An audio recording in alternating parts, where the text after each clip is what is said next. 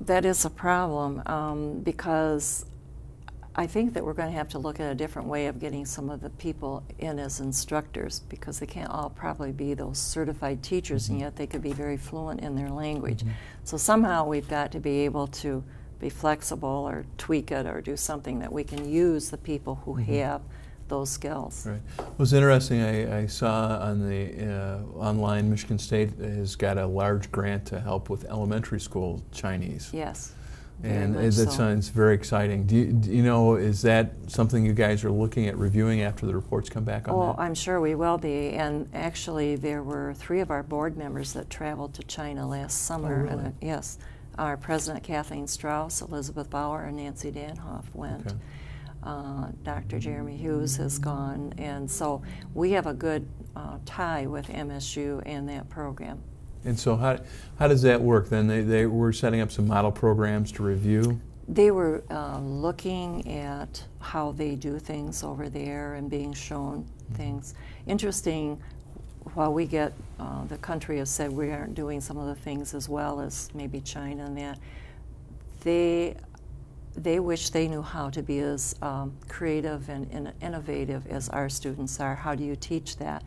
So my hope is that if we make some of the changes we need to get our kids up to speed more with some of the foreign languages and Chinese or whatever, that we don't lose what we have and what's unique to the Americans. Right. Well, it's interesting. We've talked on other interviews with people about Richard Florida's book and The World is Flat, or Thomas Friedman's book on The World is Flat, and that creative juice that he talks about is one of the strengths of the United States.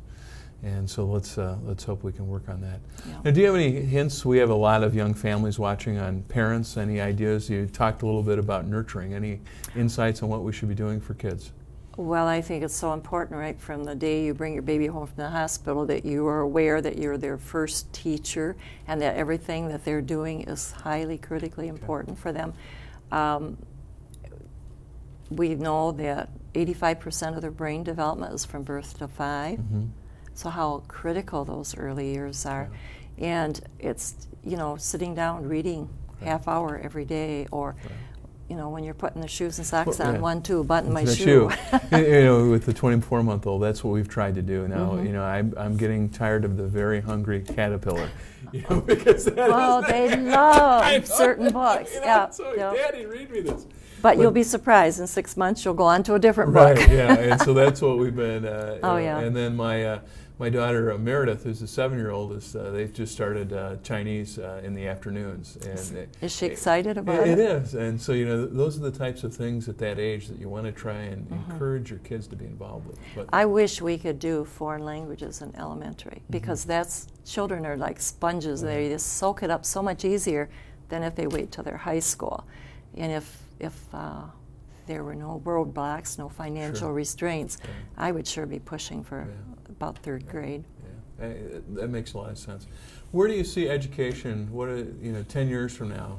What do you see as the sort of the big things that our listeners should be looking for?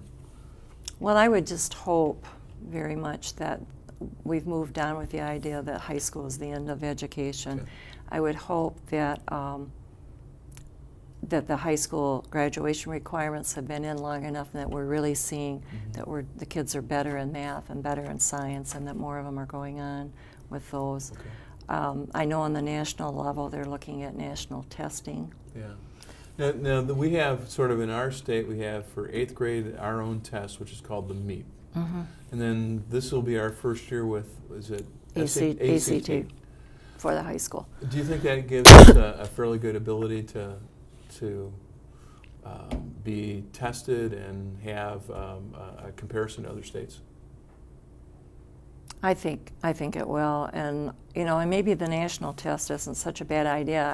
I keep saying, my gosh, we keep testing, and a lot of kids get real stressed out about all these tests. But at least if you knew that everyone in the United States were at a certain level, and you could judge that. I will not be surprised if that happens, that we do have a national test, because I was just at a meeting in Washington last month and that was being talked about. And do you have like national board meetings that you talk with peer states on? Michigan belongs to the National Association of School Boards called NASB, and they have study groups. There are 3 going on right now. This time I'm doing Governmental Affairs Committee. That's the one I'm on. And it's really interesting when you are with board people from across the United States to find out the things they're grappling with, their successes, you know, their frustrations, and we can kind of compare. It's just... Well, you know, Michigan's probably one of the more unique states because we have both a highly urbanized section and a very rural section. Mm-hmm.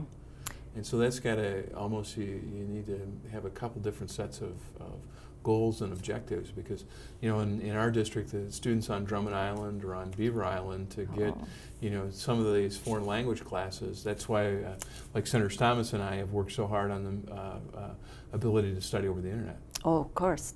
That's exactly right. That's what, it's going to be a good tool. It's going to help some of those rural areas. And I think that's going to be an interesting part of where our future holds because, you know, when you start taking a look at students in the Western UP and the Eastern UP that are sort of that are in rural schools, I mean, to get Chinese or to get even some of the Romance languages, advanced placement trig or chem become a struggle, and so we've been working on that, and I know that's been one of your areas. So, well, thank you very much for the opportunity of being here on this show, and we thank you for your service to the State Board of Ed, and I know that that's a major commitment of your time. And for our viewers, this is one of the individuals you voted for clear down at the bottom of the ballot. Yes. Right there with the Wayne State and the Michigan State and U of M Board as the State Board of Ed. This concludes another edition of the Northern Michigan Focus. I encourage if our individuals would like to talk or contact us about this topic or any other issues that are of concern in the 37th District, please look at the telephone number and email address listed below. There are many resources available. And also, if you're a parent interested in furthering your child's education, there's a great website that can be of assistance through Central Michigan University called www.emc.cmich.edu/ready. And that'll help you with some preparatory issues for your lower L and your preschool child. Thank you, and have a great day. Reading is the key to success in school and life. I'm State Senator Jason Allen reminding parents that March is Reading Month. It is important for parents to take the time to read with their children. As little as reading a half hour a day can make a major difference. Reading together helps children develop a lifelong passion for learning. Reading sets the groundwork for success in life and gives parents and children the chance to explore new worlds of wonder and opportunity. Open a book with a child today and discover the joys of reading.